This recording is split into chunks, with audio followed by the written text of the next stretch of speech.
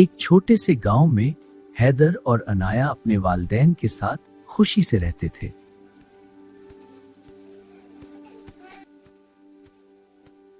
लेकिन हर रात एक खौफनाक चड़ेल आती थी जो गांव वालों को डराती थी। वो लोगों का अनाज चुरा लेती और सबको खौफजदा कर देती थी। इस मुसीबत से कैसे बचा जाए?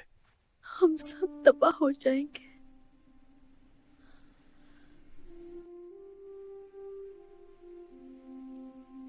एक दिन हैदर को जंगल में एक जादुई किताब मिली। इस किताब में चड़ेल को भगाने का राज लिखा था।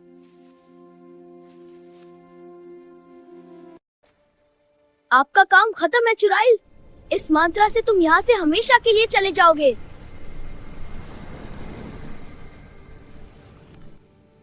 चड़ेल रुक गई और माफी मांगने लगी। माफ कर दो मुझे, मैं तुम्हें तकलीफ नहीं पहुंचाऊंगी, पर मुझे जाने दो।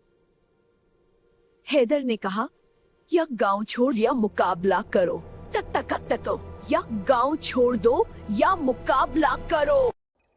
चड़ेल, मैं तुम्हें रोक देता हूँ। बच्चे, मेरी ताकत देखो। हाँ, मेरी जादुई किताब तुम्हें शिकस्त देगी। नहीं, ये कैसे मुमकिन है? आखिरकार हैदर ने बहादुरी से चड़ेल को शिकस्त दे दी। गांव वालों ने हैदर को अपना हीरो मान लिया।